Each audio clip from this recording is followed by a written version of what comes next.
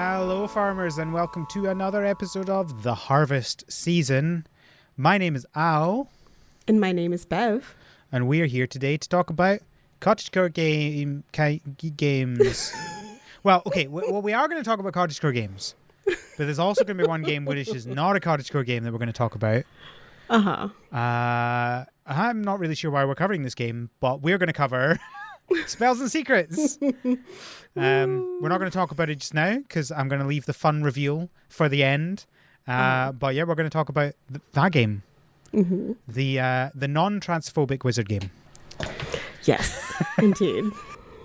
It's not that hard. Also, apparently the non-Holocaust denial one as well. Oh my goodness. It just gets worse and worse. It just truly, it's unfathomable how it could possibly get worse. But here we are. She just continues to die on this hill. The hill just gets higher and higher. All right, excellent. Well, transcripts for this podcast are available in the show notes and on the website. As I said, we're going to talk about Spells and Secrets. Before that, we have quite a lot of news this week. I feel like we've entered a period of news because last week there was a lot of news and then this week there's a lot of news. So I guess we'll see whether that continues or not, but I'm not complaining. It is March, so I feel like this is, and it's cottagecore season. So I think it's just spring. It's just that time. Well, here's a question for you. Maybe this explains it. GDC is next week. So wait, what's GDC? The game developer conference. Oh, it's big indie games. Supposed to be conference. E3? Or No. It's more indie than E3. Although E3's dead. But yeah, it's a big thing. Like I think it kind of got big when like Minecraft was around. Like there was a lot of stuff around GDC with Minecraft, and it tends to be more indie games than big ones. Okay, and we know cottagecore is very indie. Oh yes. Mm-hmm. So yeah, I suspect that might be why it's so busy just now, because everyone's getting all their news out just before GDC. Makes sense. Yeah, cool. So maybe there'll be lots of news for next week as well. We'll see. Mm-hmm. So before the news, however, Bev, what have you been up to? I have been, other than Spells and Secrets, I've been playing Pokemon Emerald because I am trying to do a ribbon challenge through Coliseum. Which is fun and has its challenges. Yeah, do you mean actual fun or like fun? I mean fun. I would say fun. It's been a while since I've played these games, so it's enjoyable to get back into them. I also have a fancy new Game Boy Advance that has a like lit up screen and like lit up buttons and stuff. So I spent more than I would like to share on getting a custom like upgraded or custom like modern one. So playing on that's very what's the word? Words are hard today. Nice. Very nice. There you go. Why was that so hard? It's not a word that works for many things. It tends to not be a great word to use, but I think it's a nice experience. I think that's a good way to use that word, is when you're talking about an experience like that. Mm-hmm.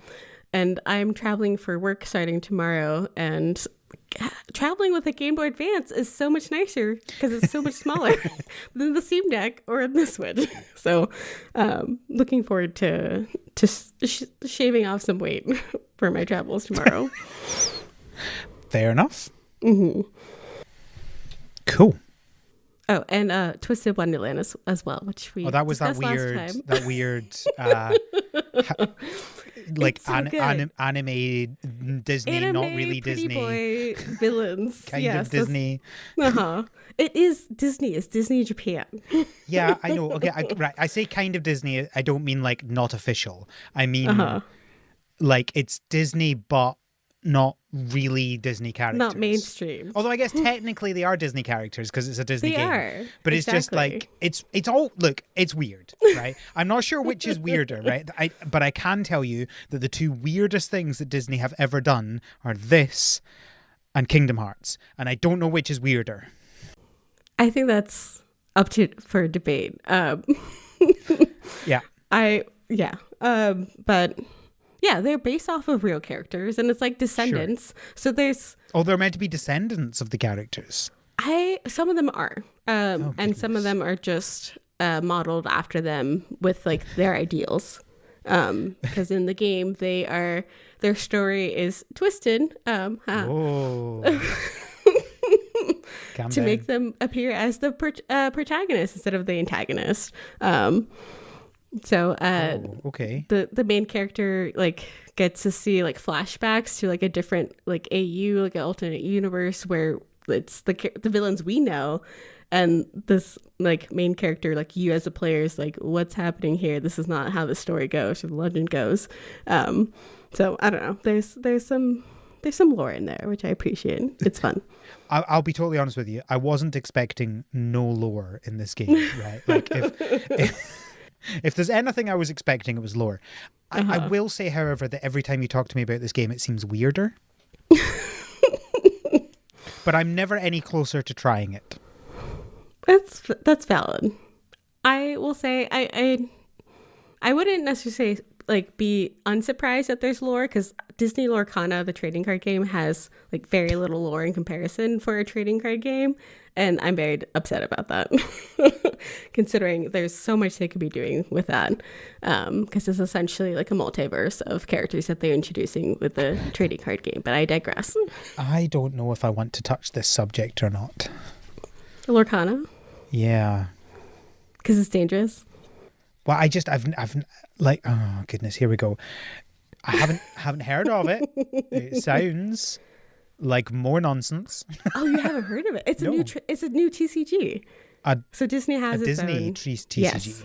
Mm-hmm. Oh goodness. And actually, they just launched a new one with Star Wars as well. Yeah, I heard about that. I heard about the Star Wars one and went, yeah, I'm not getting into that. I'm not getting into that one. Disney Lorcana. Lorcana is... I've really enjoyed it. If you're a Disney fan, I think it's pretty easy to get into. The art's really good, unsurprisingly, and they're having a lot of fun with creating quote unquote dream-born characters. So you can have like Belle the Inventor or Cinderella the Knight, like dressed up as a knight.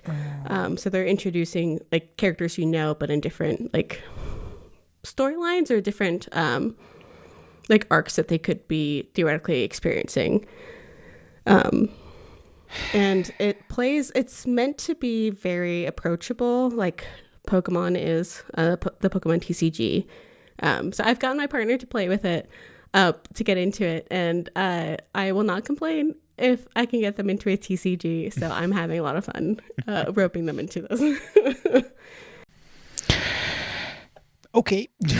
I definitely do not need more trading card games. You don't. It's expensive. It's dangerous. It's fine. Don't. I'll do, and then we could play.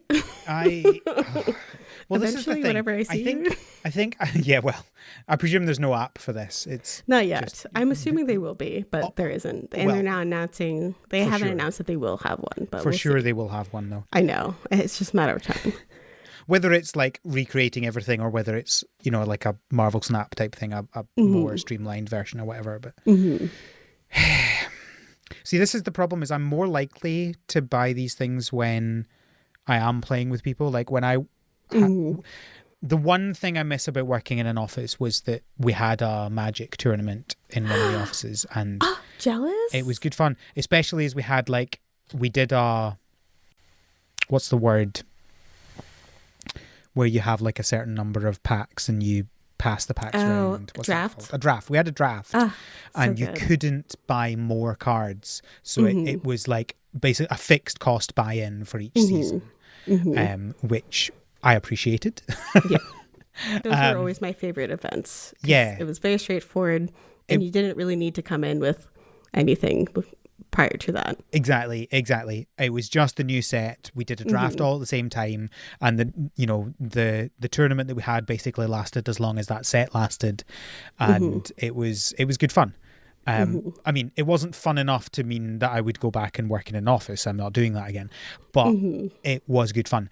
Whereas now I'm just like, oh yeah, I'll buy £100 worth of Pokemon cards, and then I'm like, great, I got my Pokemon cards. Look at how shiny they are. So like I go on and off. Like I just bought a whole bunch of the 151 expansion, which there's a lot of nice cards there. I know. But I spent way too much money on that. And now I'm like, okay, I've spent enough money. I'm going to stop now. And then probably in 18 months, I'll do the same again for another set.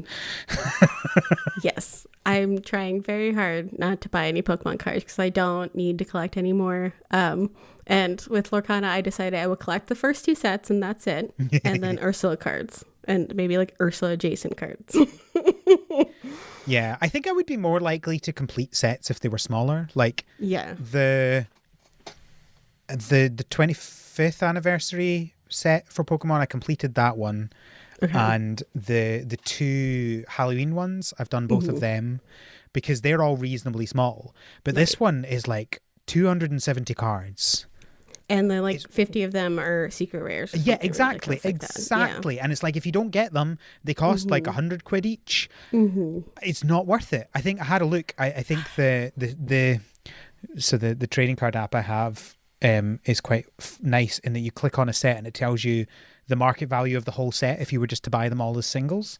Oh wow! Okay. And I'm just loading it up, and it's ridiculous. It is ridiculous. It's always ridiculous. So the market value for 151 is about £600. Oh my goodness! And my current owned market value of that is £47. And I don't want to tell you how much money I spent on it, but it's more than that. Let's put it that way. So yeah, basically I've got all the cheap cards and I don't have the expensive cards. And it's like, that's not fun. Yeah, that's why I stopped collecting it. Because like I think middle or like a couple sets into Sun and Moon, and they just kept increasing the number of secret rares. And it's like, this is not sustainable. Yeah. Like it's just no longer fun trying to actually collect a set. And that's like one of my biggest gripes with the new Star Wars one. They've done it even worse, unfortunately. Yeah. Have you looked into that at all, or no? So they have secret rares of each and every card. What? And the likelihood of pulling one of those cards, I think it's like 1 out of like 20 booster boxes. Or something crazy. It might be 12. I don't know. It's like a really high whatever it is. Like as soon as the chance is like more than 1 in 5 booster boxes, like that, there's just no point at that point, right? Like Yep. And I was happy with Lorcana because the first 2 sets, they only had 12 secret rares, and I was like, this is reasonable. And I'm not gonna try to collect it because Elsa, I think currently is like 800 like for your market, because that's the most expensive card right now. Yeah. But then with the 3rd set that they released this month, they like doubled the number of secret rares. I'm like, please stop. Like I don't like this trend. I was happy with 12. I only want the full art cards, right? Because they're the best ones, right? Yeah. So how about we just get rid of all the other cards and we just do the secret rares, right? Like, because this is the thing. Like, I'm not doing it to have rare cards. I'm not doing it to sell cards. I'm doing it to have the cards because I love how they look, and I love going, look at my lovely cards. And now I'm like, how many have I got? I have 4 secret rares. Nice. Of how many? It's like 20. It's like at least 25, right? It's way more than that for this set. So 207 minus 165, 42. So I have 4 of 42 secret rares. And then you have Star Wars that's like 200. And you're just like, it's just not even worth it. It's not worth it. It's not. It doesn't make it enjoyable. Nope. So at this point, they're just marketing to people to play the actual TCG, which maybe is where they're getting all their money. But you could easily keep the collectors in if you didn't make it so unreasonable to collect. Yeah. Well, this is the thing, right? If I could spend, like, so there's what, like 3 sets a year? Something like that?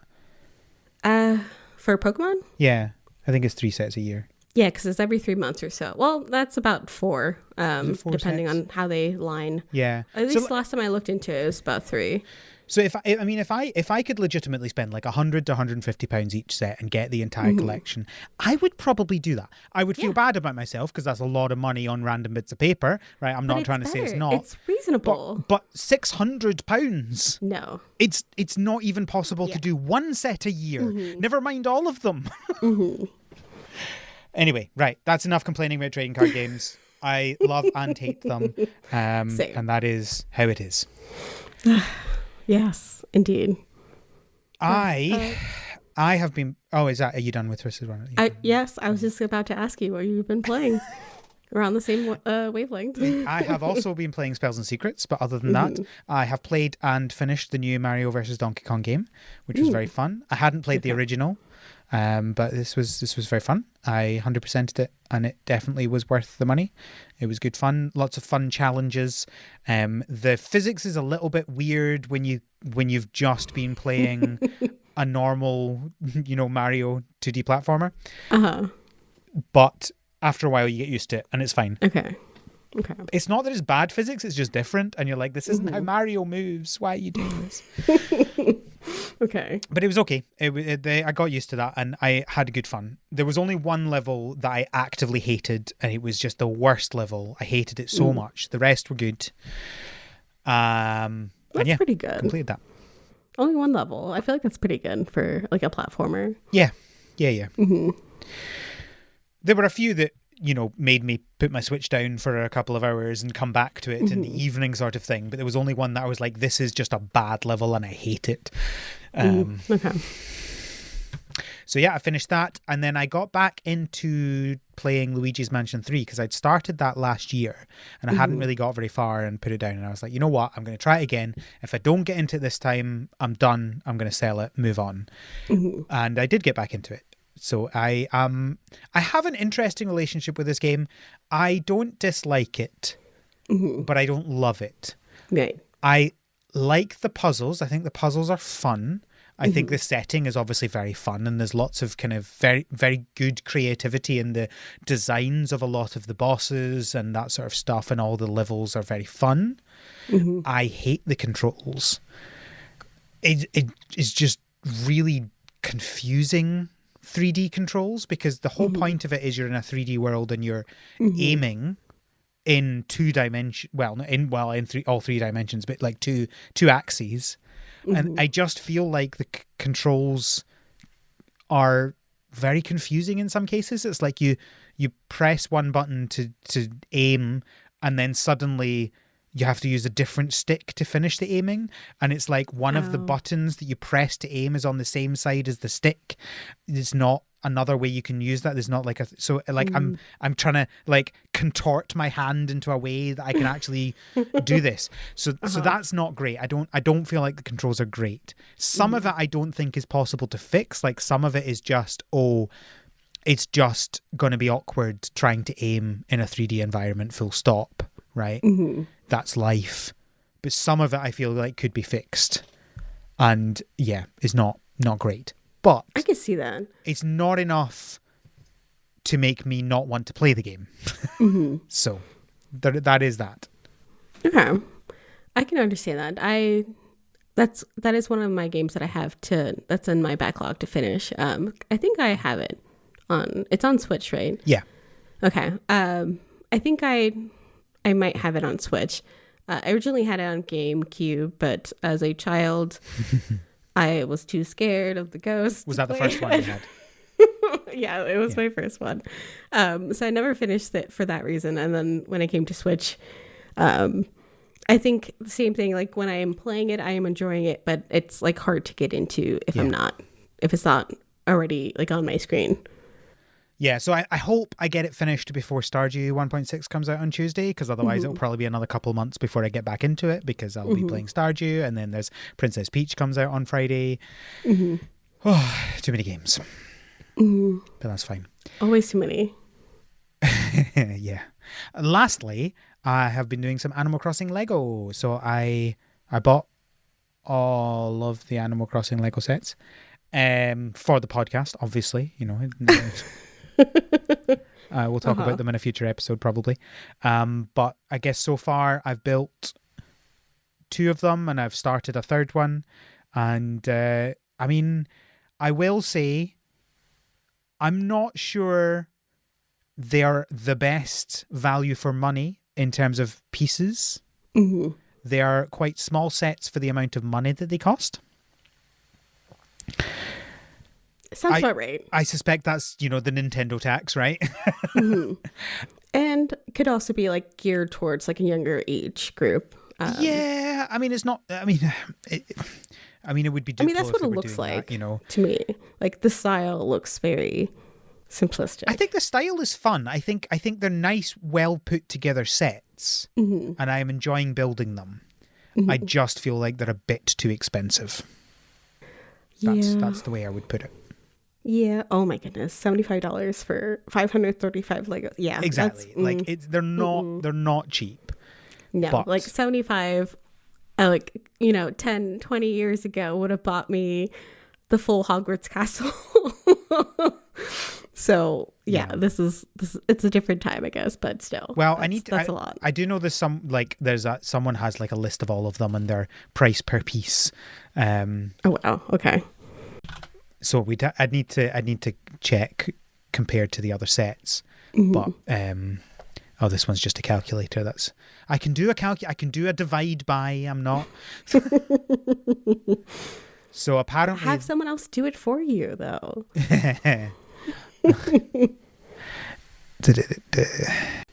So what was that? That was 80, right, for 500. Yeah.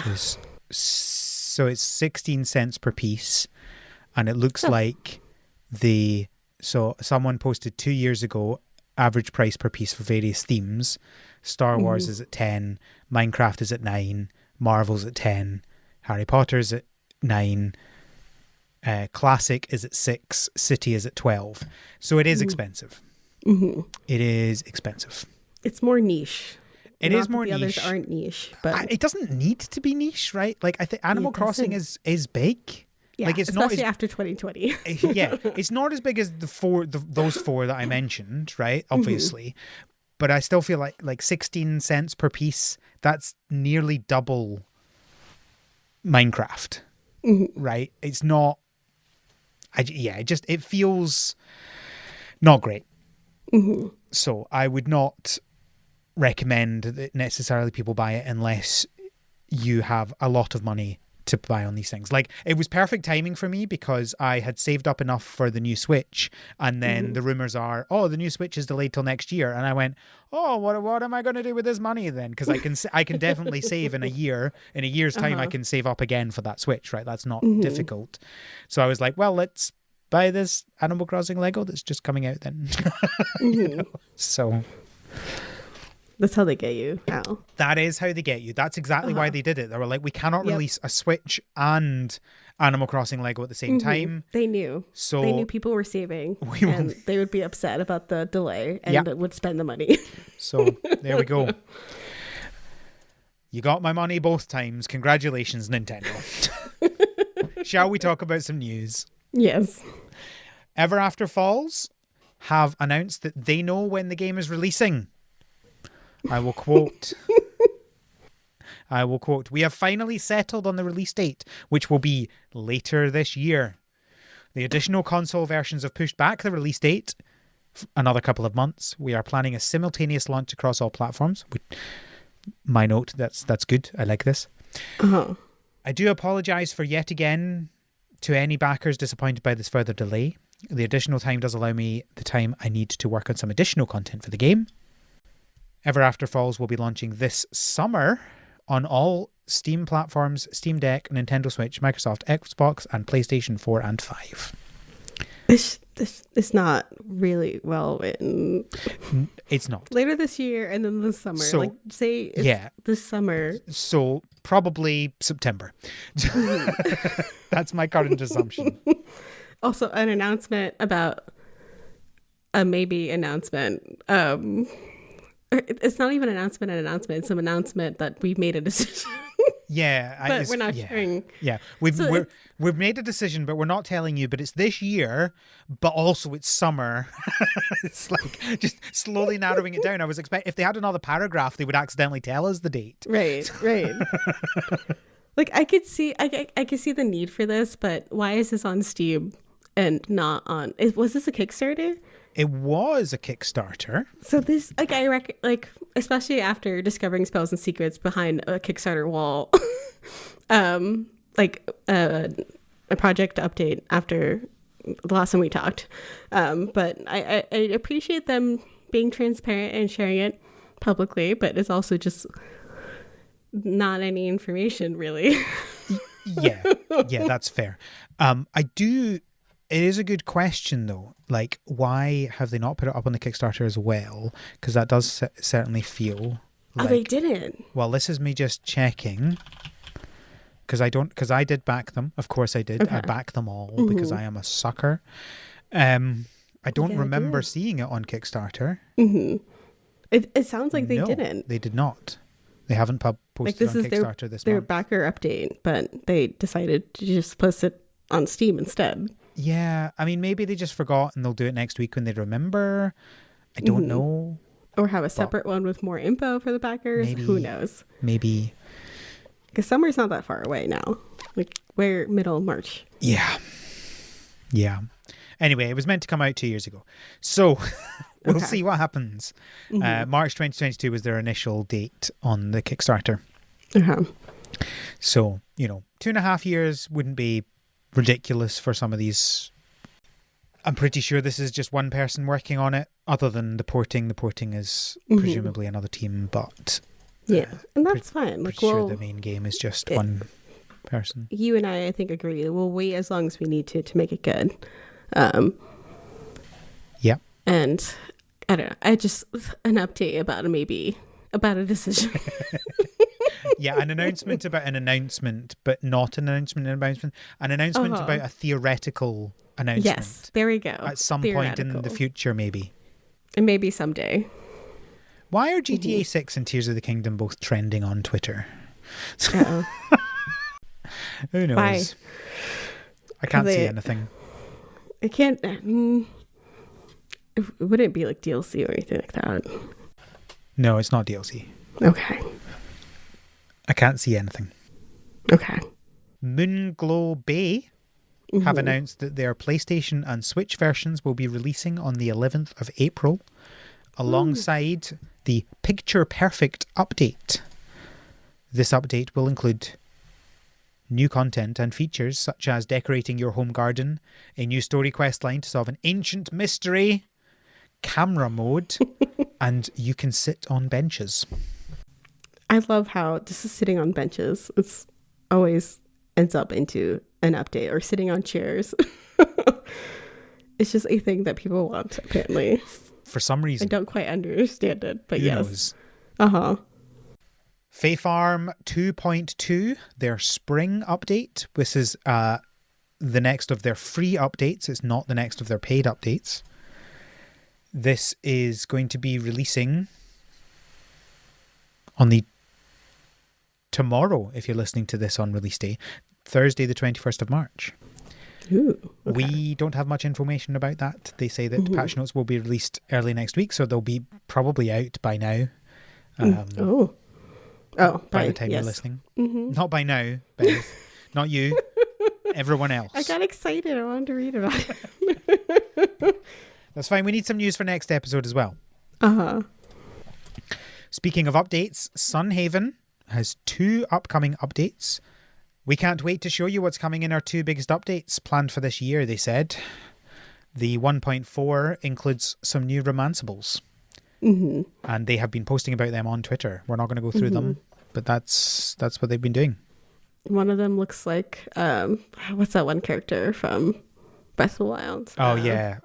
What's his, the thing me? Yeah, I know what you mean. What I do like, that's my favorite, I think.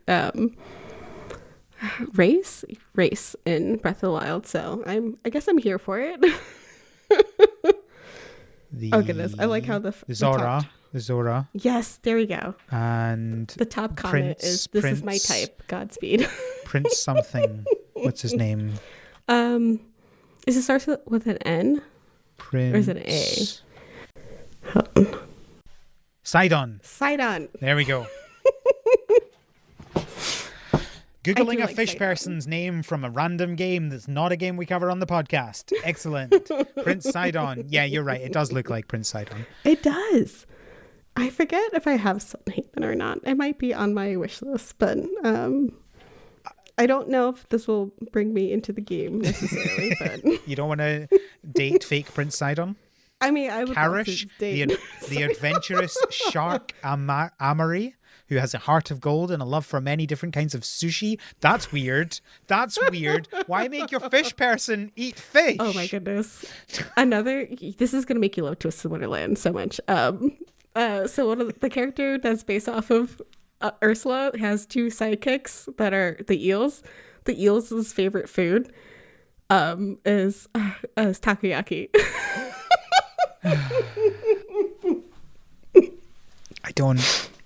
I don't know what to say.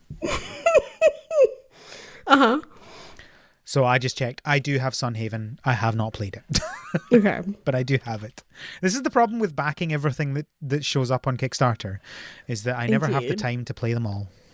This is why I've tried to slow down my Kickstarter backing. I was like a super backer for a couple of years. I was like, I need to stop this. Yeah. I don't think I've done many this year. I think I've only done one this year so far. Okay. And for some reason, that one was Sugar Dew Valley. No, Sugar Dew Island.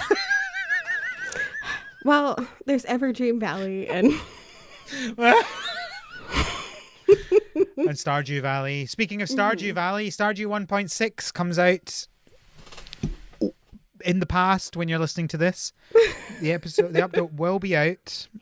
Wait, is it the 16th? Is it today? No, it's the 19th. It's Tuesday. Okay. It's Tuesday. Don't worry. We've still got a couple days. I'm not ready. I'm going to be on trouble. I'm not ready either. You're not even doing the episode on it. Why are you stressed? I don't know. I have 4 days to play this game before I have an opinion on it. Well, good luck. Each day before the update, Concerned Ape has been posting one non-spoilery patch note. For example, fixed bug where it was faster to harvest left to right than right to left. And he clarifies the update will make them both equally fast, not equally slow. Extended the area of effect of downward facing melee attacks. It's very specific. Reduced the amount of time you need to push against a pet before they start shaking and then let you pass through them. Down from 1.5 seconds to 0.75 seconds. That's a 50% decrease. I know, but it's 1.5 seconds. It's not exactly needed. Long. Spouses now have a 7-day honeymoon period after marriage, which prevents them from laying in bed all day due to being upset. And jellies, pickles, wines and juices are now coloured based on the ingredient item. I will say that's nice quality. That is nice. Yes. And that feels like something that probably didn't take him a lot of time to do. No, probably not. Like, yep, we're gonna change the colour of. I mean, probably the biggest thing was making all of the sprites. Right. But anyway. I do like the little banners that he's created for each of these little updates. They're getting more and more intense, right? The first one was clearly just a screenshot of a text in his editor. And then by this one, we've got like a gradient background. We've got the images of the actual differences. We've got some foliage poking in on the corners and some dramatic lines at the top and bottom of the... That are fading. It's different from the previous one. So yeah, more and more elaborate. It's just like the descent into madness or procrastination. Yeah, I was going to say it's the procrastination. It's the game is done. He's just writing up the release notes, and boy, he does not want to be writing up the release notes. Amazing. Uh-huh. So good. Everything Anyway. about this game, which is why you have Everdream Valley and Sugardew Island. Speaking of Everdream Valley, the multiplayer update is out now. Mm-hmm. That's all I'm saying. I don't... The font. The font. I can't. Roots of Pacha have given us some information on their upcoming 1.2 and 1.3 updates. The 1.2 update brings the Xbox release plus kids. Patchans love their kids and so do we, so we wanted to make sure having them felt like a meaningful addition to the experience. As before, you'll be able to have 2 children. All right, China. As before? As before to what? I don't know. But once you Are build they referring to something? But once you build a school, you can send your toddler to school and they'll grow into a child. Oh, they go to school. That child will have a set of dialogues and schedules to interact with you and the clan. With your gentle guidance, they'll start to have their own interests in what they want to apprentice. I think I see a little child playing with a pet, and that is rather cute, I will say. Speaking of pets, that is another thing they're adding into this. Animals have helped humanity throughout time. Don't say sorry, it was perfect. Animals have helped humanity throughout time, and soon our pets will as well. You'll be able to assign them to gather things for you. A cave lion might bring back meat, while a bunny might bring back produce. I love the idea of like a lion just going out and just killing an animal for you and dragging the corpse to you. And then a bunny's gone out and like grabbed some eggs. And then you just have the child like just watching this like awful, like terrifying lion come back with this like bloody morsel. Yes, just so cute. Yeah. Such a good bonding experience. Dragging the corpse along the ground. I love it. I'm here for it. They've also added some more locations for your unions that you can choose between. Oh. With so many places, beautiful places near the land, you'll be able to select a location that perfectly fits you and your new partner. Oh, that's nice. I like that. Plus a bunch of other stuff. They've updated the fishing UI. Mm-hmm. They've done a new early watering system before you do the irrigation system. Mm-hmm. I think I'm seeing a trend here where a lot of this Stardew spin-offs, if you want to call them that, are updating frantically in this time period, and I wonder why. It's because they're all going to be playing Stardew, so they don't want to be. They want to have their updates out before that. Well, they want to cash in on the hype. That's what. Their 1.3 update, obviously the information is much less in this. There's lots of things to come there, including some more romanceable characters, some non-romanceable characters, new biomes, a new cave system, tent sleeping, new festivals, animals, plants, a new line fishing minigame, hangout spots, new cutscenes, quests, and minigame. Very cool. So I feel like we're getting close to when I actually play this game. I have it, and I think I picked it up to play for the Game of the Year episode I did not sit in on, and then I immediately put it down.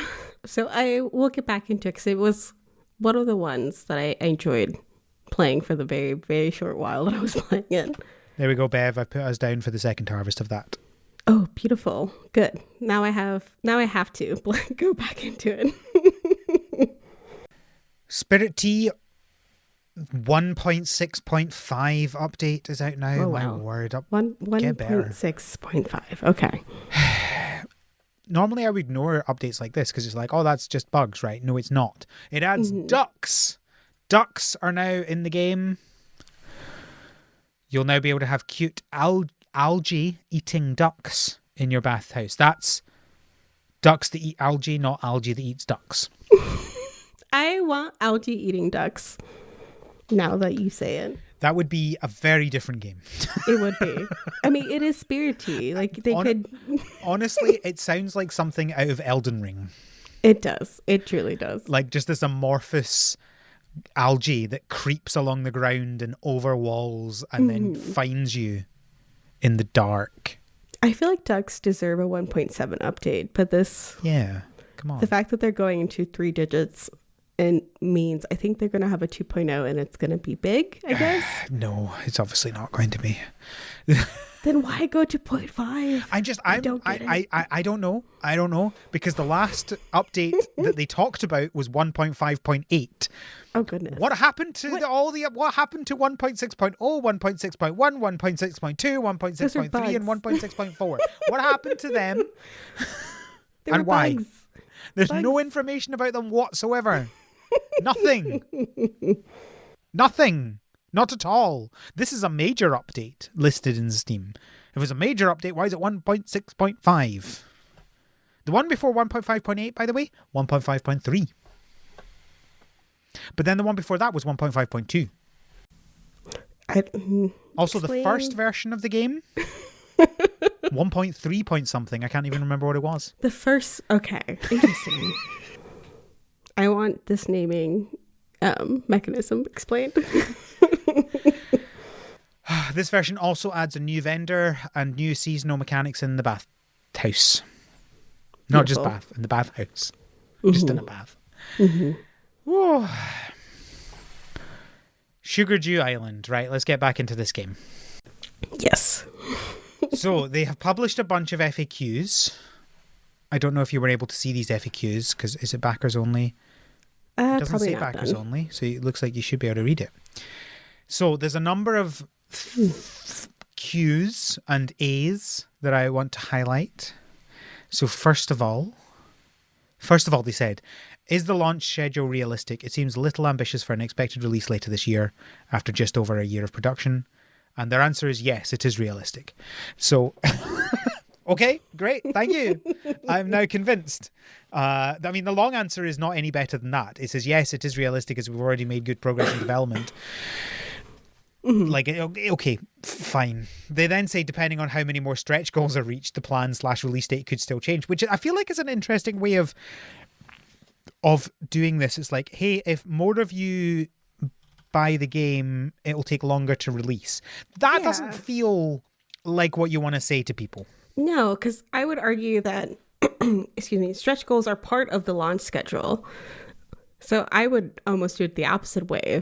If you don't get as many stretch goals, then launch it earlier. But either that or make them as like post 1.0, right? Like your base goal should be a fully featured game that gives you everything that makes sense as a game. And if you don't get any of the stretch goals, it still feels like a complete game. Right. The stretch goals should then be updates released after that. If you can't get it in the original timeline. You don't have to have it right now. Exactly. It's the same issue I have with Coral Island in their 1.0. Like, you got to decide, like, your game can't feel incomplete. Stardew Valley never felt incomplete. It felt like a complete game with its 1.0, and everything else after that has felt like extra content that we're excited for, not, oh yes, now it actually feels like a game, which is what I'm going to feel like with 1.1 in Coral Island. Yeah, I guess so. Maybe I still haven't gotten back into it fully. We need to do a competition, and that will bring me into it. We do. The other one I want to highlight is... I can't find it. You're fine. So, question, what about romance? Answer, the feature is not currently planned. Yay, success. We finally might get a game with romance, except... Literally yesterday they posted on the Twitter asking how important is romance in a game to you. They're almost certainly going to add romance into this game, and I don't think they should, because I think based on everything else I know about this game, the romance is going to be bad, because it is not... So the way that they are forming this game is not as a character-based, story-driven game, I don't think. And therefore, I don't think that romance will work well.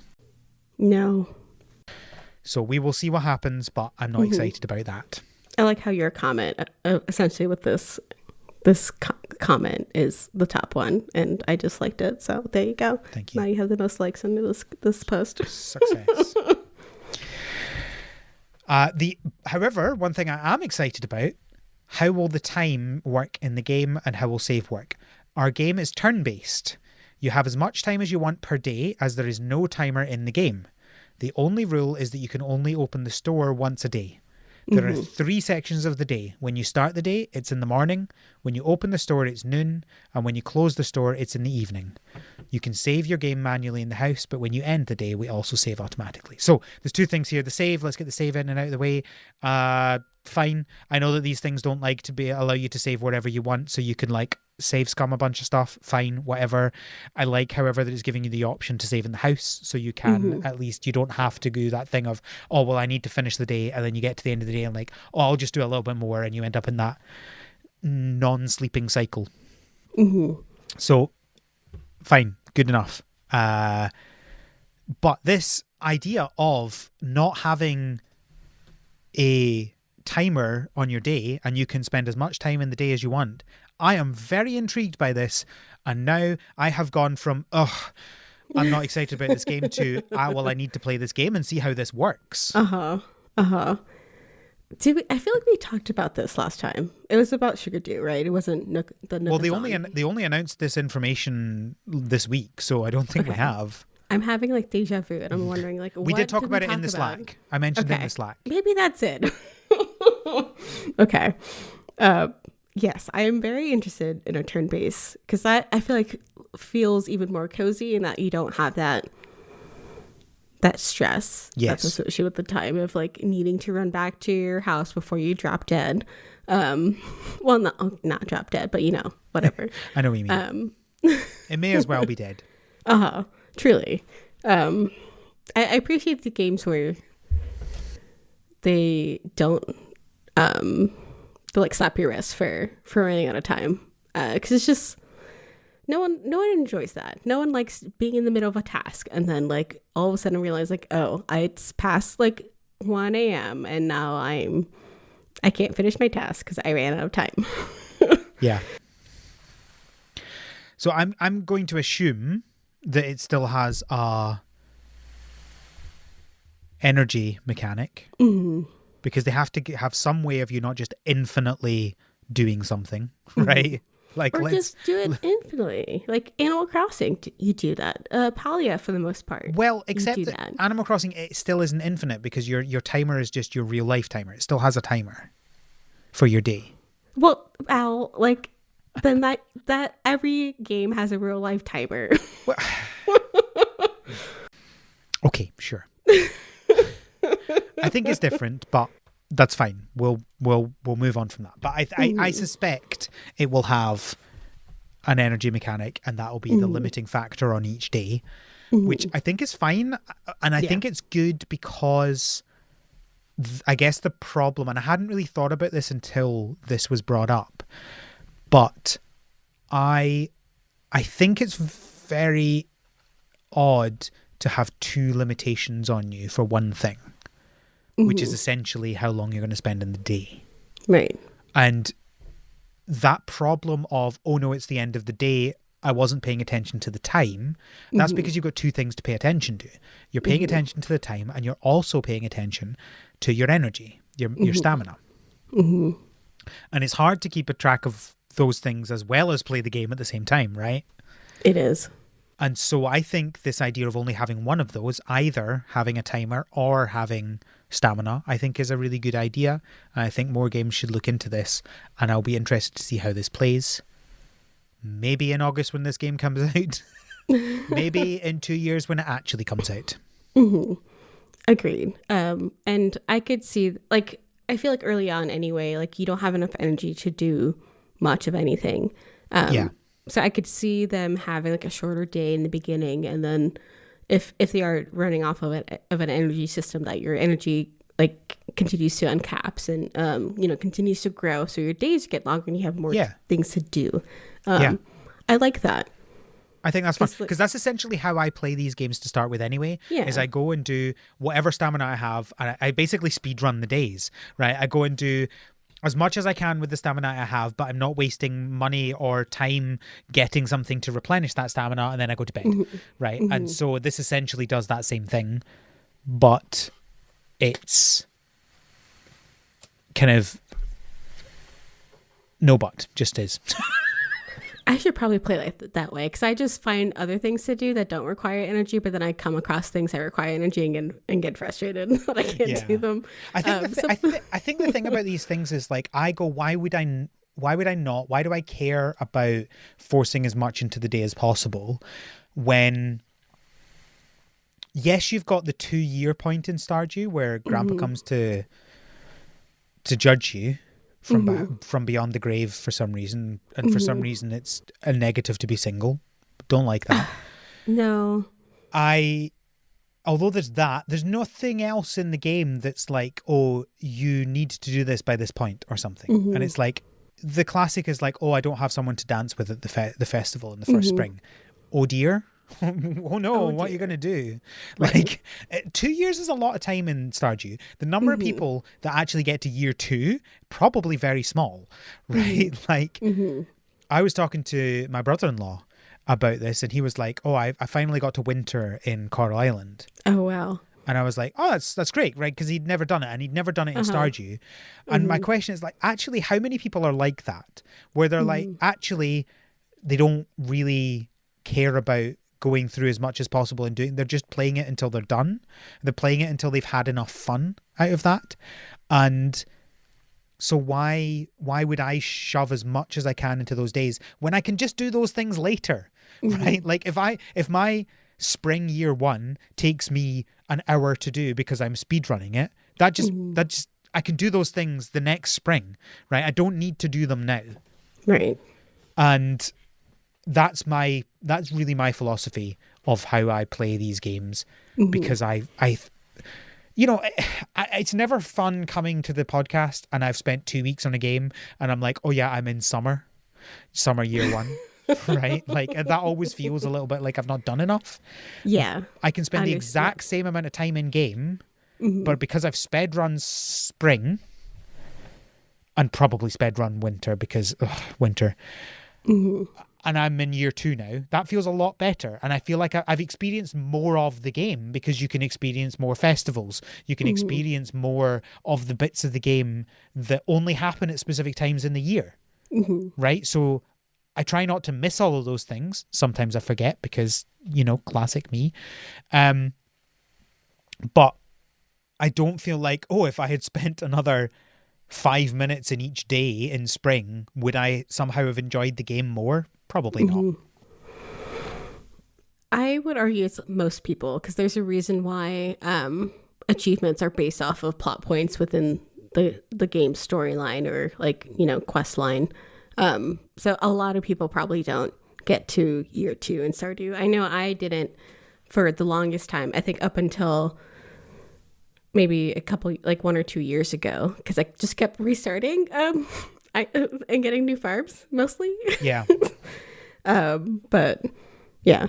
And a lot of that was me trying to do trying to min-max every single second of the day to prep in advance for year 2. And then when I finally got to year 2, I stopped worrying about that. It was just like this, I'm going to get to it when I get to it. Yeah, yeah.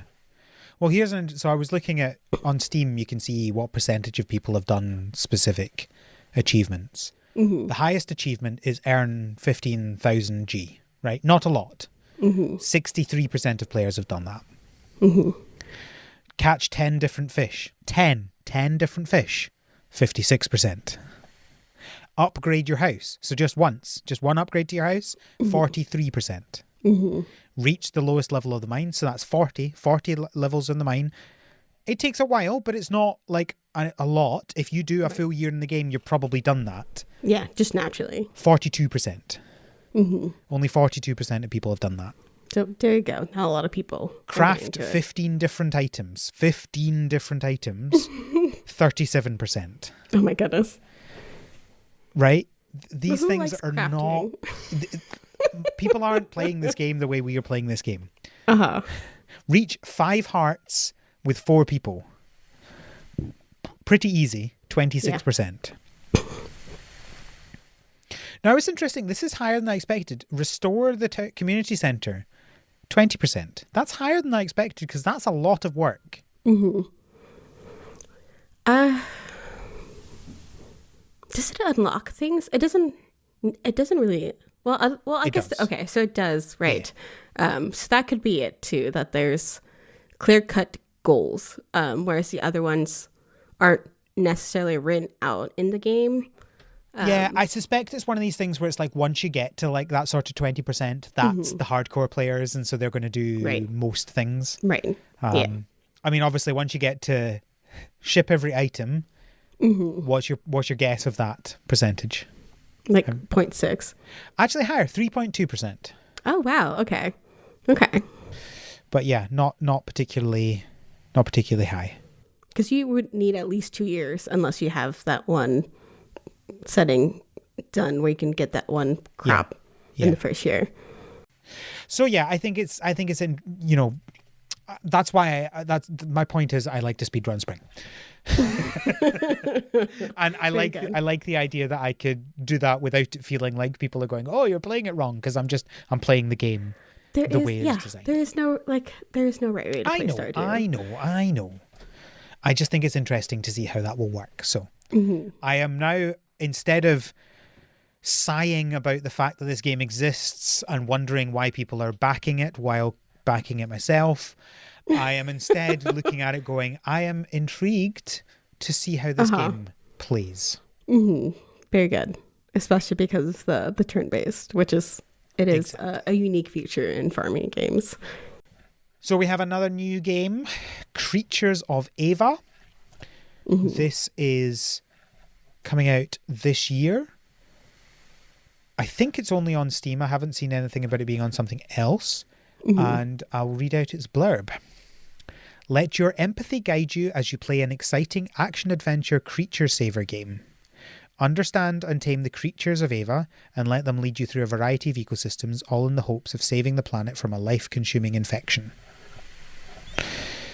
So it's not the most cottagecore. It's a little bit more kind of involved than some cottagecore games would be, but it feels along the same sort of lines. It does. And I really like games that promote kind of biodiversity and even though it's very clearly on a different planet, like it's not Earth diverse bio the biology, I guess that's the biodiversity. Yeah, I oddly enough, it has like similar to Starfield and Steam for me, which is interesting. Yeah, very interesting. I wouldn't necessarily say it's like, I would think that Paleo Pines would be closer to this than Starfield, but sure. I guess there might be like some exploration. Space. It is in space. That's the space. It says to me this game doesn't look like other things you've played in the past. As such, we don't have much information on whether you might or not you might be interested in it. Ooh, okay, interesting. Okay, I love the look of this. It's very vibrant. If you're familiar with the board game Evolution, it almost feels like that art style. And that the animals are very colorful. Sorry, I'm wondering if there's some like overlap with like the artists here, but I will be looking into this because I like the look of this a lot. Yeah, me too. It's definitely on my wish list. So I feel like it should change now because it's like it does have some information on whether I might be interested in it. I put it on my wish list. Now other things are going to start comparing itself to this game. Well, if I look at them more like this, like I've played a bunch of games that are like it. So, it's just not played them on Steam. Jedi Survivor is on here more like this. I think it's just Spider-Man. So I think it's just because it calls itself action adventure. Okay. Basically, there's going to be some combat in it and you jump over ledges. Like there is platforming and there is combat. That's what makes it action adventure. Right. Slime Rancher is what they should have said. Well, Slime Rancher is also in the list.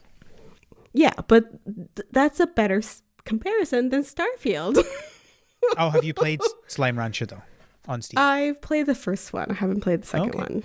Well, interestingly, it's only 2 that seems to be in the list of more like this, not 1. So maybe that's why. I don't know. There's some weird formula in here. Like, yeah, who knows? It's only new games that are featured in here. Genres are silly. Yes, indeed. But I like the look of this. And I feel like action adventure is the most silly genre because it's just like you do actions in every game, and like 90% of games have some adventure in them. Like, what are you talking about? Who knows? Finally, the Wholesome Games have announced that their Wholesome Direct will return this June, a full-length showcase packed with exclusive footage and announcements from cute and cozy indie games. As always, anyone can submit their game for consideration. I do find it funny that they're basically assuming that they're going to have some exclusive footage and announcements because, like, they won't have it already. It's March. Yes, I would hope so. So they're pretty confident about things just now, which, I mean, fair. They've had some pretty big announcements over the years, but yeah, it's funny. Yeah, and they're probably the biggest wholesome or cottagecore like news outlet that there is. I would think, or they're their biggest direct, I guess. If that's, I don't know how to describe this. I know what you mean. Okay, thank you. That's the news. Yay. That was a lot. It was. But it's all exciting, all good. All right. Spells and secrets. I love your first bullet. Bev. Oh no. It's a roguelike again. Have we covered every roguelike together that we've covered on this podcast? Roguelite or roguelite? I think we've only actually covered 2 roguelikes. So there was this and the horror one. Did you do the horror one with me, or no, not Atomic Crops. That was a roguelite. Okay. I think it was it Kelly I covered it with, the horror one? Oh, the Cult of the Lamb? No, that's a roguelite. Wait, that's as also well. I can't. It's one letter. I can't. October Pumpkin Panic. Yeah, that was me and Kelly. Okay. I think that's the only other roguelike rather than roguelite. I think everything else that we've covered is a roguelite. Remind me what a roguelike is. So roguelike is when everything resets for each turn you do. A roguelite is where you upgrade things between runs. Okay, this is a roguelite then, because you can upgrade things between runs. Well, it says roguelike on Steam. Well, and I'll be honest with you, Bev. I didn't play after the first run. Okay, so this is how it's gonna go. This is how it's gonna go. So first of all, it does advertise itself this way. I'm just an idiot. I have no idea why I wanted to cover this game. It is in no way is this a cottagecore game or a farming game. Okay. I don't think you can argue that at all, but it sounds like you're going to try, so go for it. I'm going to try. Definitely not farm. Well, farming in the sense that you're farming the dungeons. Wow. But not really? Farming in the farming. Listen, farming is the term farming is used in multiple ways, okay? You farm XP and you farm spells, and in that case you can farm in every game. Congratulations, yes. Every game is a farming game. This is how we this is our multiverse like expansion into our podcast. But no. I would argue it's a cottagecore game based off of the feel and the vibe of it. Because, like, yes, it is a rogue light, not a light spells and secrets. Please. I'm gonna need to know what you upgrade between, because everything that I've seen is like, I'm pretty sure you lose all your spells between runs and you stuff. Get additional, so your spells are permanent. Spells are they? Not. It's your artifacts that you lose throughout the games. The artifacts temporarily upgrades your spells, and also any progress that you made at all. Yes. Which is why I don't like these games. But I like for a rogue light or like. There is no stress, I feel like, to this game. I did not come into this like thinking like I'm going to die and like all my progress is going to be lost and it's going to be awful. And like I would with any other game like Hades or Atomic Crops, which is awful. So in that respect, like it almost feels natural that you're going through these dungeons and just slowly like killing off things. And yes, you will lose some of your things, but for the most part, you're really only losing potions and artifacts and one currency. And your even life. No. Well, you have a griffin feather that lets you, that pulls it brings you away. you back to life. See, I interpreted it as like Hawks from My Hero, where it's just like a little feather is like pulling you by the shirt sleeve and is physically removing you from the danger. I don't know. See, I'd assumed that it like you die and then it respawns you basically, like it's a respawner. But I mean, maybe it is. Maybe I'm misremembering. I only have like under 10 hours of this game in here as well. Myself. Under 10 hours. Whoa. Hey, I also have under 10 hours. Okay, I will check right now, Al. My goodness. I have 1.9 hours. Why would you describe it like that? 1.9. What's 0.9 of an hour? What is 0.9 of an hour? I don't know. Oh wait, how do I check my hours? It is 54 minutes is 0.9 of an hour. Few game details. So if you just go on to... Yeah. I got it. 8.7. 8.7 hours. 8.7 was 0.7 of an hour. That is... 42 minutes. So it's... For a roguelite, it is a cottagecore version of a roguelite. Okay, I will agree with you that it is more cottagecore than Atomic Crops. Yes. Oh my. It is less farming game than than Atomic Crops or Pumpkin Panic, both of which actually have farming. Yes. So and Atomic Crops also has farming. I did say that, yeah. Okay, I'm sorry. And also Cult of the Lamb also has farming. I would also agree that I think Cult of the Lamb is the most cottagecore roguelite we've covered. Probably. In terms of if we're still looking for that initial farming sim like component, I would say for sure it is the melding of our two genres that we now cover, if you will. Even though cottagecore itself, cottagecore and roguelite, apparently. College core. That's a new genre that we need apparently. It's stressed out students. A college humor series of game videos. Yes. Oh goodness. So it's the stress factor, I feel like, and the overall art style that would make it, that would kind of qualify it as a college core. It's still a stretch. But I don't think it's outside of the realm of things that we have covered. Well, okay, right, yeah. We have definitely covered games that do not fit into what we are meant to cover as games. I will accept that. Mm-hmm. That doesn't make it a cottagecore game. It doesn't. Because it's more like a cottagecore game than some other games we've played does not make it cottagecore. Well, I mean, I feel like we have this conversation almost every time. Like, what is a genre? But like, so like cottagecore, like it's another form of escapism, right? Like you're going into a game that is not meant to stress you out. Like it could consume.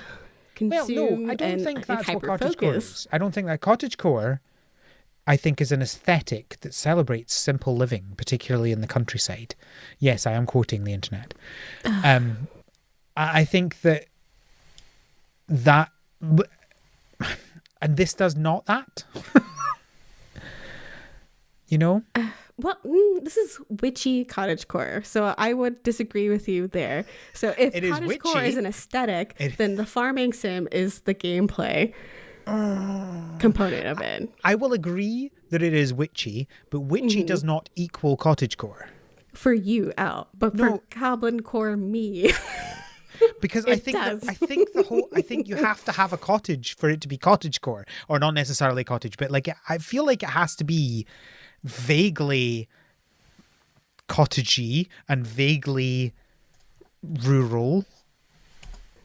We And- have that's a dangerous path, because I feel like that would negate all of the witchy games that have no cottage aspect to it Like that what? we have covered. I don't know off the top of my head. Because like the But- ones that I can think of very much are. So you've got Little Witch in the Woods, very Yes. much a cottagecore game, and the ones that aren't necessarily clearly cottagecore could be. Right, like they're based inside a building where you don't see where you are, but they absolutely could be, and there's nothing that makes it not cottagecore. Whereas we are based in this massive, Academy, though. yeah, So, like, exactly. so, That like, in what way is that cottagecore? because they're children that are going to graduate and then go live in cottages, Al. So what you're saying is this is the prequel to Little Witch in the Woods. Yes. And I'm fairly certain we've, at least on our list, have had like Witch Academy type games on here. Like, technically they aren't living in cottages, but they have that cottagecore vibe in that they're witchy and will eventually Okay, live in a and tell cottage me- when they're not right, children. right, okay, They sure. can afford housing. Let's move away from the cottage aspect of things and the rural aspect of things, because I agree that that's maybe a little bit too fine a point to argue. However, what's the whole purpose of this game? Tell me in your own words.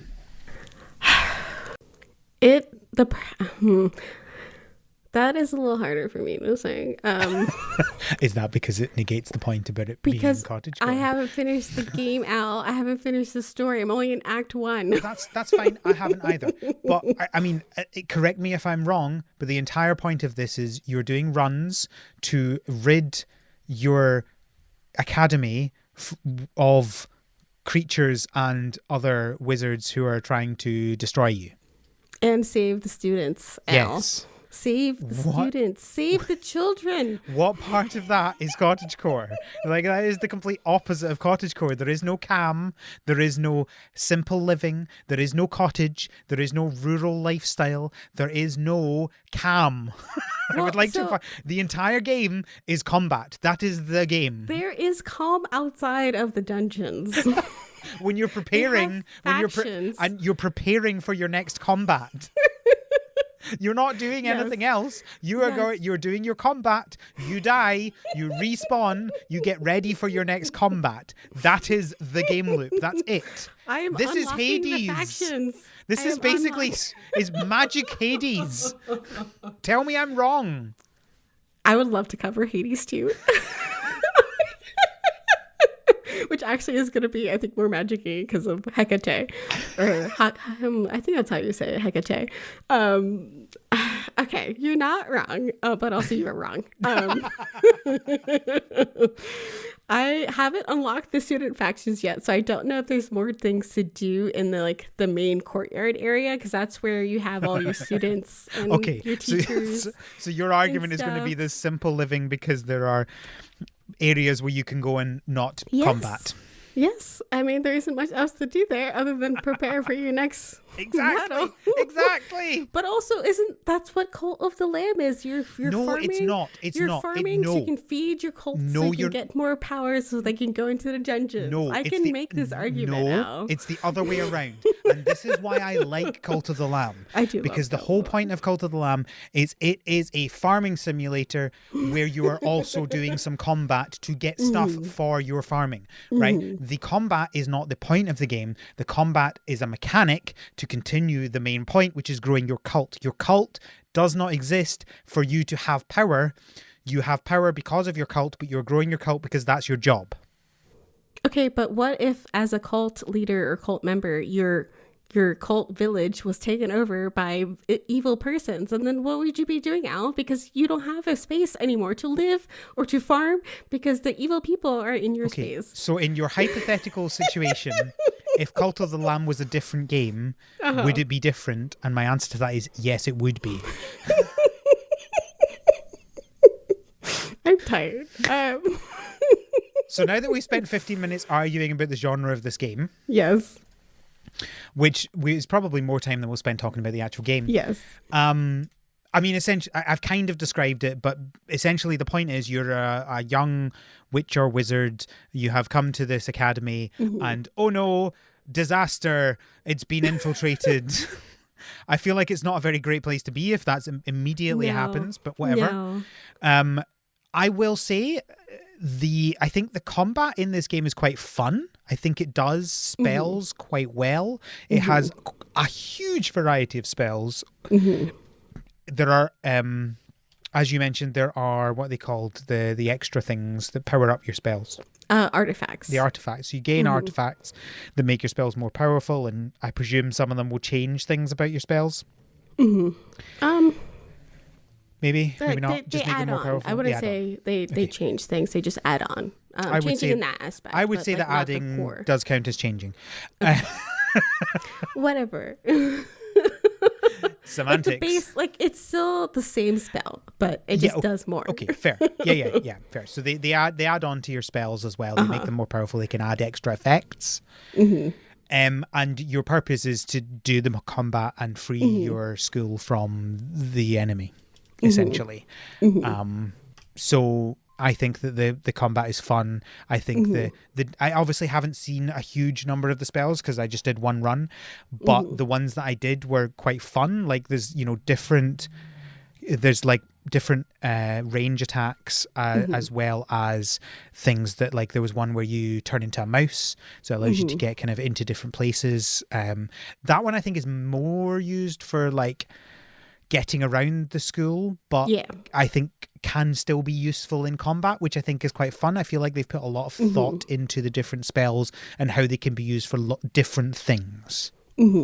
Yeah, like that spell, for example, I thought wasn't as good as I thought it was, but then looking into other than maneuverability, but I recall I was watching some videos on some of the puzzles, and one person had said you could use the mouse spell to go into a space that has a lot of enemies or monsters and come up with a strategy before getting attacked. And I was like, that's actually really useful because there isn't you are being timed because they are runs, but there is no penalty for taking your time either.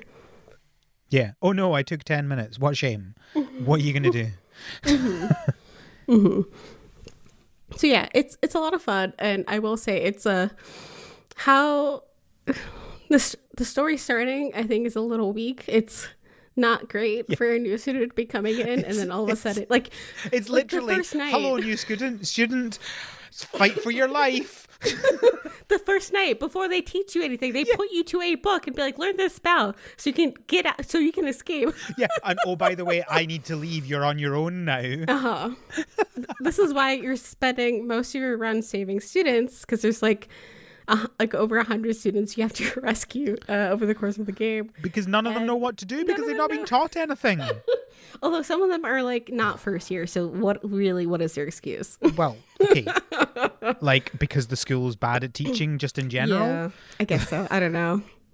So up front, the story is a little lacking, but I am starting to put pieces together as I do more runs, and I do enjoy that I'm getting to understanding the source of the big bad.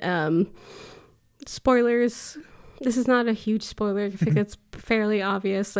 I'm pretty sure, I don't even know if this is a fact, so it's not a spoiler, it's speculation.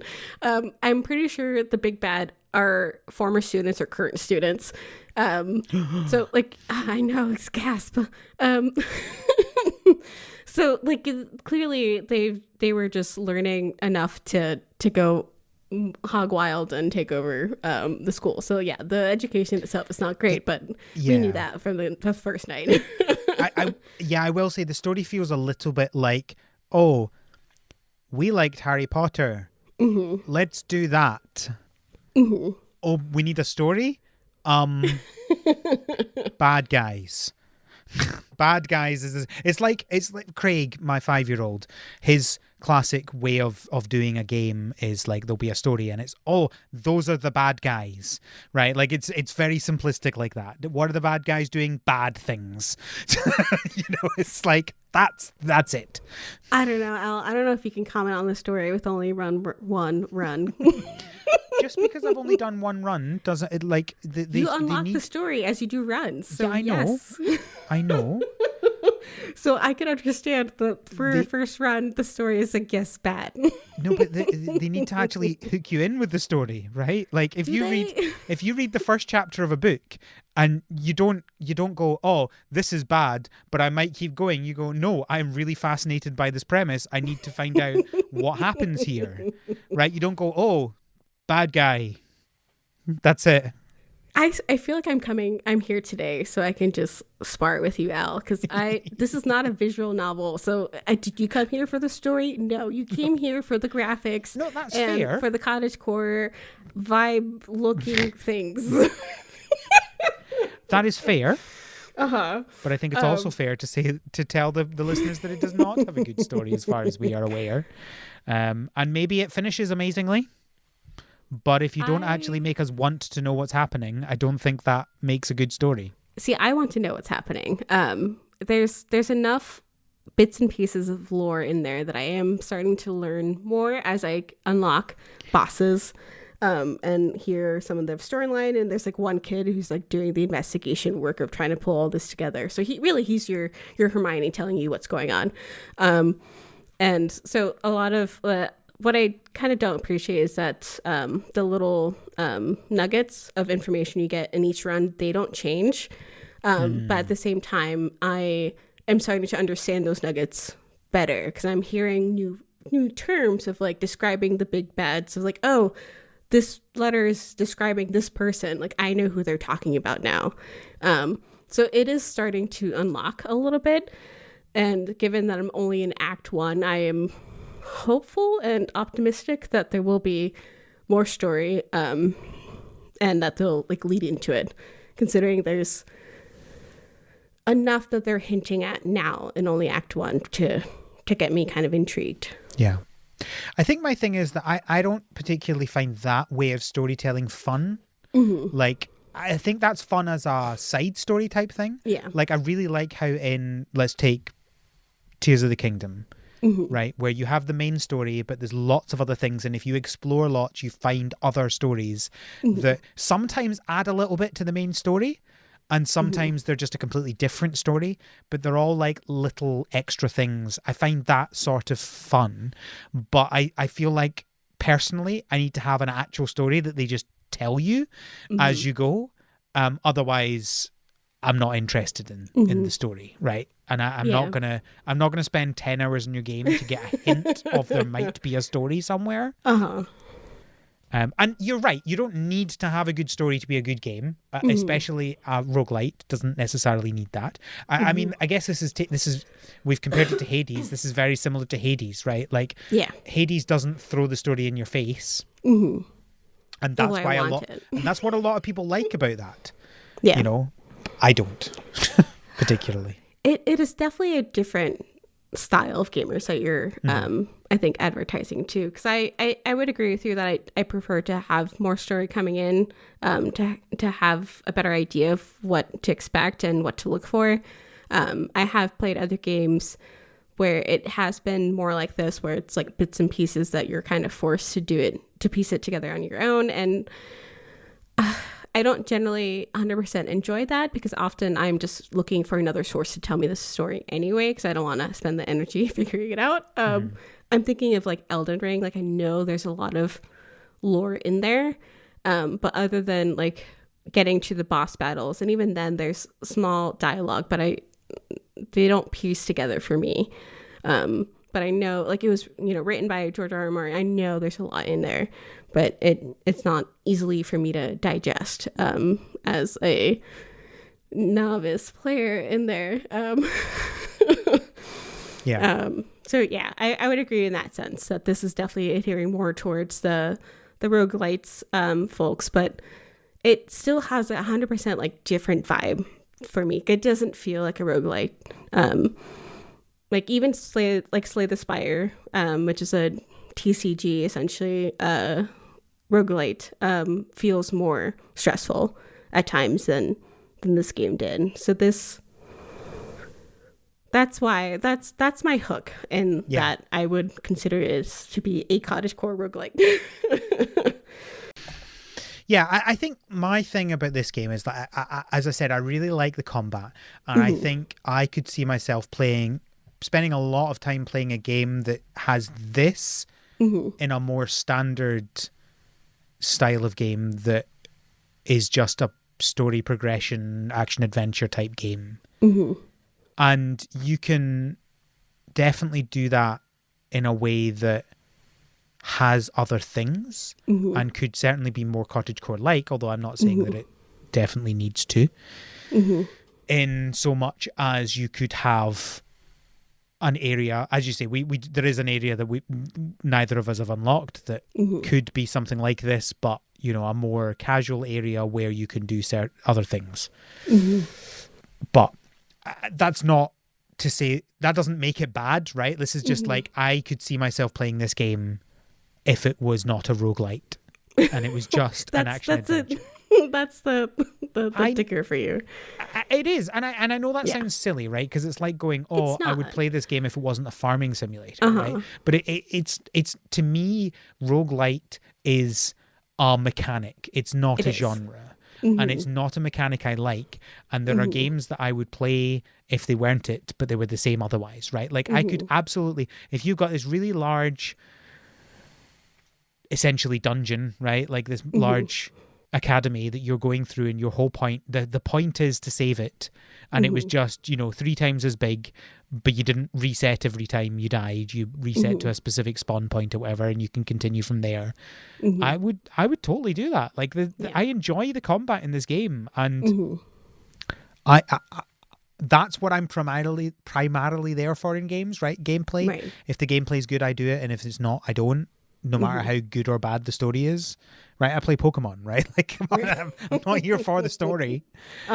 Story is a secondary thing, and if the story is good, that's just an extra bonus for me. Right. So yeah, I think it's frustrating for me, but like, if you like roguelites and you like the idea of a magical one where you have spells, this could absolutely be for you. Or if you don't like roguelites, but you want to try one that feels less, what's the word? Not dangerous, but like resource intense. I feel like this could be a good one, because I feel like I'm progressing pretty quickly in terms of like other roguelites that I've played.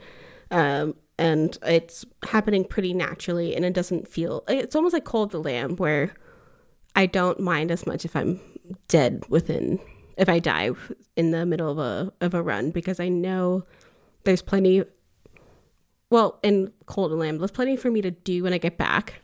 That's because that's the purpose of that game. As I've already said, right? Like, and in this game, you naturally are collecting resources pretty comfortably. Like, I feel like I'm making really good progress, and could 100% this and maybe another 10 hours or so, which is rare, I feel like, for a roguelite.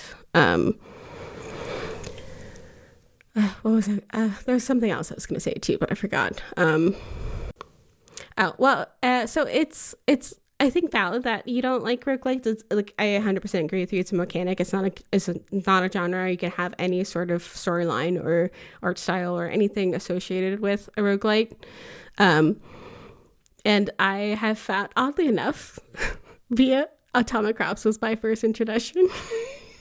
I think at least first conscious introduction to a roguelike. I've enjoyed them ever since. I think more so from the mindset of, I can put this game down and come back to it at any time, because the gameplay doesn't change. I'm not, I might be in the middle of a story technically, but I don't feel like I'm starting in the middle as if as if I would be if I had put down Stardew in the middle of year one.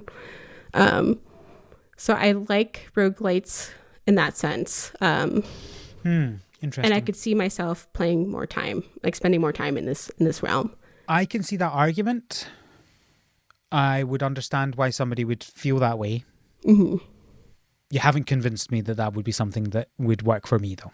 That's fine. I'm convincing myself. I mean, for me, roguelites are just games without save points.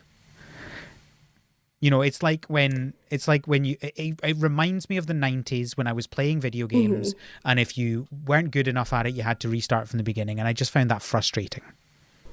Well, there are several save points in these dungeons. I'll just saying. Every new room, you get a save. I had my Steam die on me this morning. Yeah, no, the save point is not the. I think you're reading too much into the specific words there, because you die, you go back to the beginning, not to that save point. Right. It's not really a save point; it's a pause point, essentially. I will say as well that compared to some of the other games, like Hades or Atomic Crops, there is a lot more permanent upgrades than I would normally see in a roguelite as well. Like I'm only losing 3 of the things out of all of the different options available to me, and one of those things I can easily convert into currency. Like there's 2 currencies in the dungeons. There's like there's experience, and then there's gold, and then eventually you'll find a character who will turn your gold into tickets to invest into his business, and those business tickets come with you, and there's one on each floor, and it's not hard to find him. So I'm really only losing the potions and the artifacts, which I don't really care as much about anyway. Sure, and also your progress through the area, right? You have to get back to where you were, which is... I mean, this is not... My point is not trying to convince people that they don't like roguelites. It's trying to explain what I don't like about them, and they harken back to the times when we used to obsess over lives, and you would die and have game overs, and you'd have to start a game. Yeah, exactly. It reminds me of... I think that roguelites... And this is, you don't need to come at me, people, right? But my feeling, this is like when I said that in last week's episode that the pixel art is rooted in nostalgia. I think that roguelites and roguelikes are rooted almost entirely in nostalgia for the days of arcades. And I think that those were primitive ideas of games that we have mostly moved past, and that's why I don't like them. Understandable. I will say I hate roguelikes, not lights. The ones that have no permanent upgrades, because I'm just like there's no progress to be made. There's no way for me to get better other than getting good. Exactly. Which is not very accessible, friendly. It's not time it requires a lot of effort if you're not naturally good at it, and it's not fun to do unless you like challenges. And I'm not a Dark Souls player. I don't enjoy dying. I want to max out my Pokemon so I can just one shot everything and make it as easy as possible. I'm not here for the challenge. So I 100% agree with that. I'm not saying that people shouldn't enjoy the games. I just personally, I find it frustrating when I look at a game and say, oh, that looks exciting. And then it's like, oh, it's got this mechanic that really frustrates me in a game. I was hoping this would be the game, Al. The one game. Cult of the Lamb was it. Cult of the Lamb was the game. Cult of the Lamb was the one roguelite that I like. And correct me if I'm wrong, with Cult of the Lamb, you're not restricted to starting over 100% from the beginning. If you go into a dungeon, you can choose a different dungeon to go into. Yeah, exactly. Right. You're not going, I'm doing the same thing I failed at. You're doing a different thing. Yeah. Yeah, I do. And the thing about that as well is that the most that you lose is what you have on you at the time when you die, and you can leave things in your village, right? And you go back to your village, and your village is exactly as it was when you left it. That's what I like about that. It doesn't feel like this is not a game where the whole point is to progress through the dungeons to get to the end of a dungeon. which is like Hades and is like this. That's the point of this, and I find it frustrating when you die halfway through and you have to start from the beginning. Sure, you might have a more powerful weapon, you might have more abilities. You still have to redo all the things that I've already done. That's the frustrating thing. Whereas Cult of the Lamb is, I am building up this village and I'm going out on these runs to do stuff. And if I fail on one, okay, sure, it might be a bit frustrating, but that's fine. I died. I come back to where I was. Everything is still the same as it was when I left it. And now I can go and try that again. That's the difference, I feel. And I mean, I don't even think that Cult of the Lamb should be counted in the same as any of these games. I don't feel it's the same. Like, it doesn't feel to me like a rogue, all the other roguelites I've played because of that.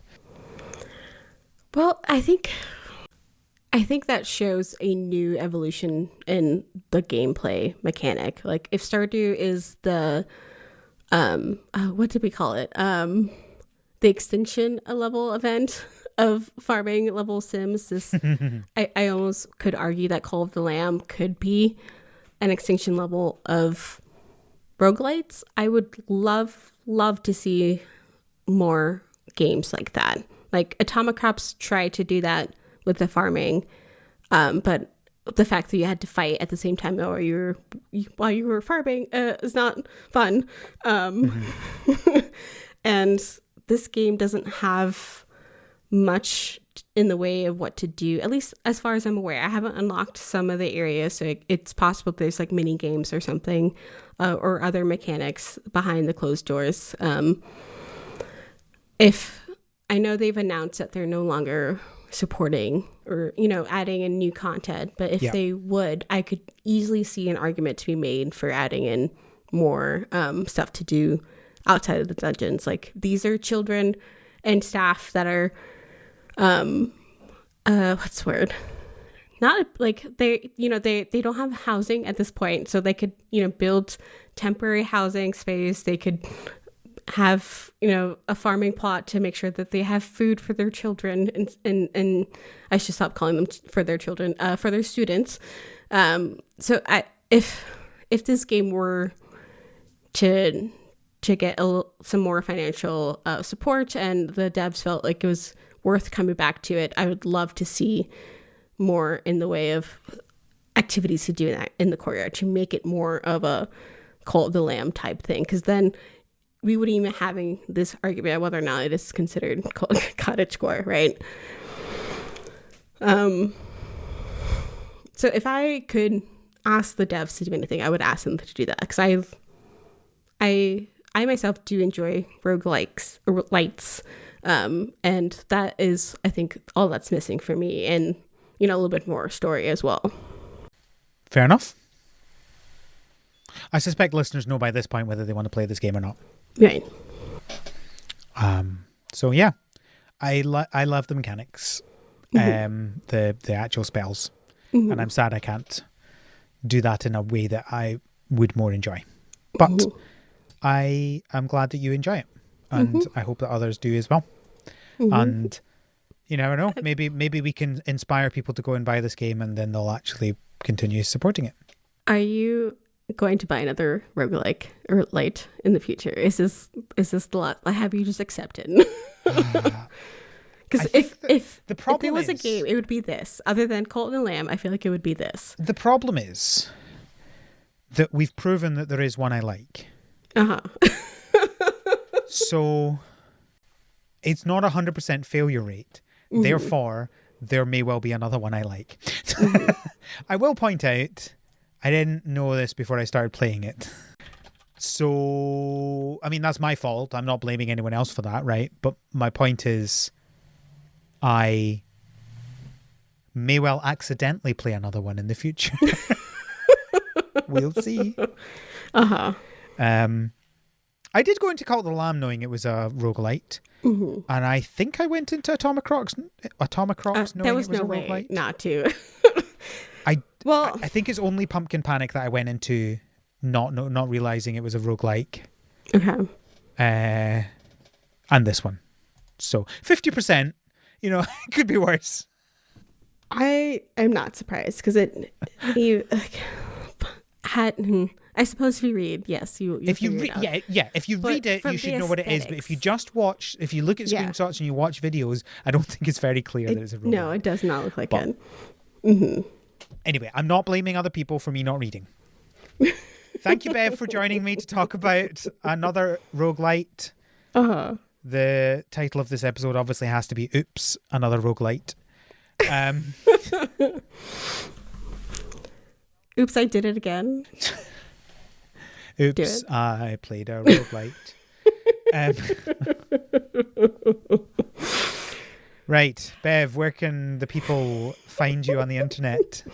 I can be found pretty much anywhere at Bev Granger 711. So that's BEVGRANGER 711. You can find me on mastodon.scot and Twitter at thescotbot. Come and tell us what you think. Yes, I want to hear. What game mechanic you think is rooted entirely in nostalgia. Yeah. Oh, that is not a question. That is definitely roguelite and pixel art. I feel like roguelikes. The other one I was playing when I was playing Mario vs Donkey Kong. That game has lives, and I have no idea why it has lives, because you have a game over, and what happens when you have a game over? You gain 5 lives. Right. And that's it. Nothing. Don't you lose some progress? No progress. What? Well, okay, technically, so some of the levels have 2 parts, and there's a checkpoint in the middle of it. And if you have hit that checkpoint and you have a game over, you then go back to the beginning of that level. But these levels are not long. So, technically, yes, you can, but that's it. That is literally the only thing. If you're in one of the levels that doesn't have the checkpoint, which is most of the levels, literally nothing happens. You get a game over screen, you press retry, and it takes you right back into the same place in the same level with 5 lives. So I literally do not understand why this game has lives, other than because the original had lives. So yeah, lives in video games, that's another thing I think is entirely rooted in nostalgia, and it should completely die. Please and thank you. I want to hear not about people's opinion about nostalgia. I want to hear the opinion about this game. Do you feel like it's cottagecore? Do you feel like it's cottagecore? A classic. So what you're saying is you want people to come and tell you why they think you're right and I'm wrong. No, I want opinions. I want to see if I guess so, yes. But also, do you also feel like this game wasn't stressful? Because I consider roguelites to generally be stressful. That is not how we define them. That's how I define them. Okay, that is not how we should define them.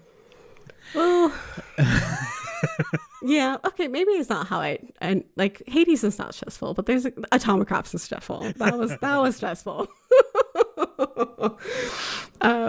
But yes, maybe it definitely easier, maybe like it's a different difficulty level. That's what I want, not stress, but like, how was the difficulty level for you? Did you feel like this was more of like a vibin game, or like I don't know. I've spoken too many words today.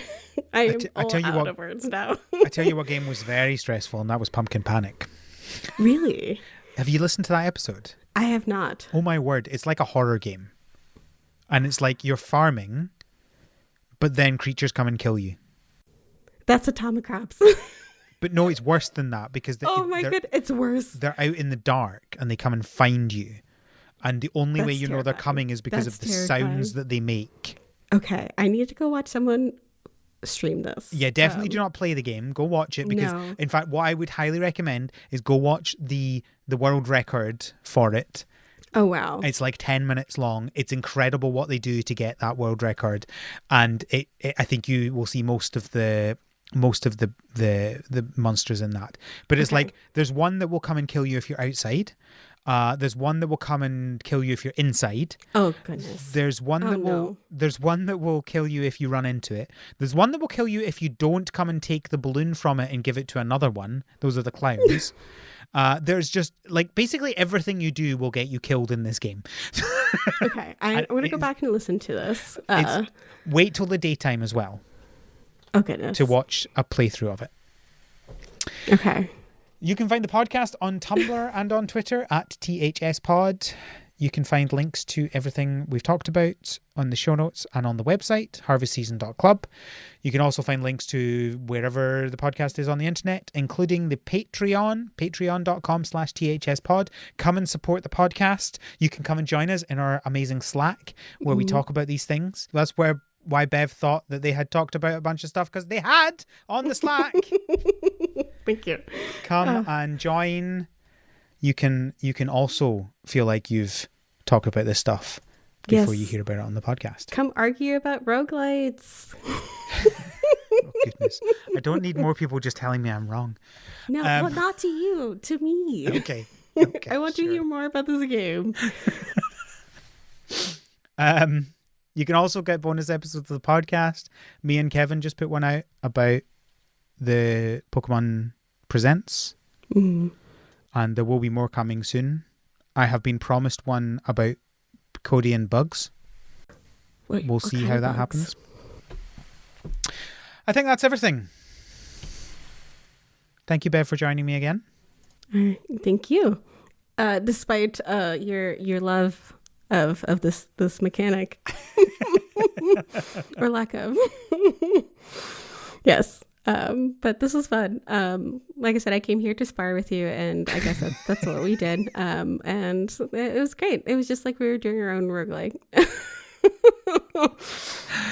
Is podcasting a roguelite? We're just starting over from the beginning. No, it's just different levels. Like we've completed one level, and now we're going to do another level. Thank you, listeners, for listening. And until next time, have a good harvest. Oh, goodness. The Harvest Season is created by Al McKinley, with support from our patrons, including our pro farmers, Kevin, Stuart, and Elisa. Our art is done by Micah the Brave, and our music is done by Nick Burgess. Feel free to visit our website, harvestseason.club, for show notes and links to things we discussed in this episode.